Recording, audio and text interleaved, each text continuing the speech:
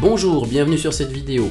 Je vais avoir le plaisir de vous parler en exclusivité de la toute nouvelle version de Microsoft au niveau de l'OS. Il s'agit de Windows 11, le futur remplaçant de Windows 10. Alors il s'agit d'une version développeur, donc elle n'est pas encore finie.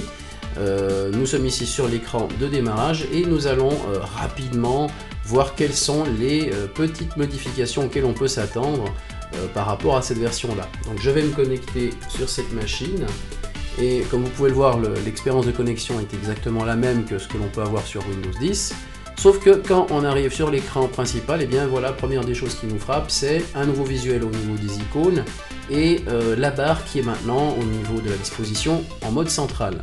On retrouve ici notre bouton démarrer avec effectivement un relooking au niveau donc des applications directement connectées ici, donc PyNet comme on dit. On peut donc bien entendu défiler pour retrouver l'ensemble de nos programmes ainsi que les suggestions des documents que l'on peut être en mesure d'ouvrir. Dans les modifications que l'on va aussi retrouver, il y a maintenant un mode justement avec des widgets qui vient donc en transparence par-dessus notre écran qu'on pourrait être en mesure de personnaliser. Un des changements aussi assez intéressant, c'est au niveau de l'explorateur de fichiers. Donc là aussi on voit que certaines des icônes ont été retravaillées, on retrouve aussi l'intégration des services OneDrive. La partie intéressante, c'est la notion de pouvoir être en mesure de disposer l'affichage de nos fenêtres comme bon nous semble. Donc si on est en mode multi-fenêtre, possibilité justement de pouvoir avoir cette distribution plus simple également par rapport à nos différents accès.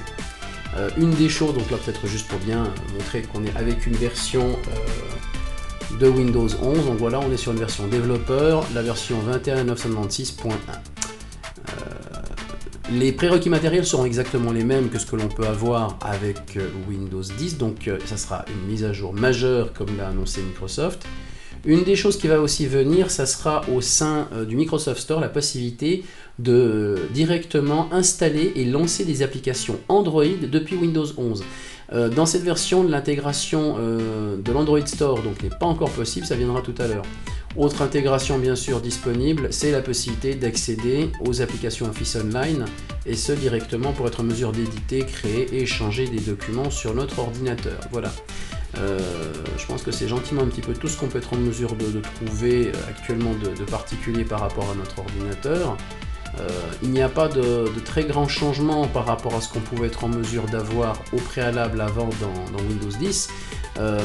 On a toujours aussi la notion de protection de notre ordinateur.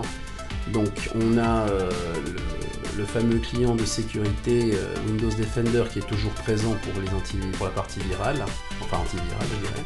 Donc l'ensemble des paramètres et des réglages que l'on avait dans Windows 10 sont toujours là.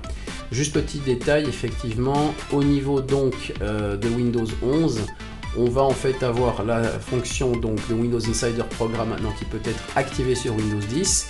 Le canal Dev doit être utilisé bien évidemment afin que l'on puisse être en mesure de pouvoir disposer ces prochaines semaines d'un accès sur Windows 11 depuis des machines Windows 10. Alors bien évidemment, faites attention, ça n'est pas pour faire une utilisation productive, la version n'est pas encore finie comme l'a annoncé Microsoft, on va devoir encore attendre un petit peu, donc prendre son mal en patience avant de pouvoir voir Windows 11 débarquer sur nos ordinateurs.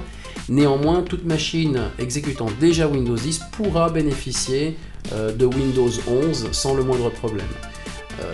Donc il s'agit juste de pouvoir être en mesure de pouvoir être un peu patient afin de pouvoir découvrir ce que justement Windows 11 va nous amener. On peut voir effectivement ici que le mode Dark comme on l'avait dans Windows 10 est aussi disponible avec justement un nouveau visuel, des nouveaux fonds d'écran très sympas. Avec également des sons qui ont été revus par rapport à Windows 10, donc on a quelques améliorations qui ont été apportées, quelques changements.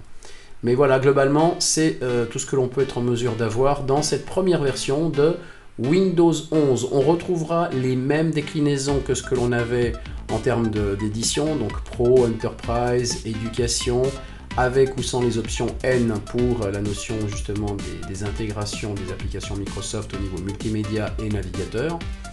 Et donc voilà, c'est un petit peu tout ce que je peux être en mesure de vous montrer pour l'instant sur cette version-là. Merci pour votre attention et à bientôt.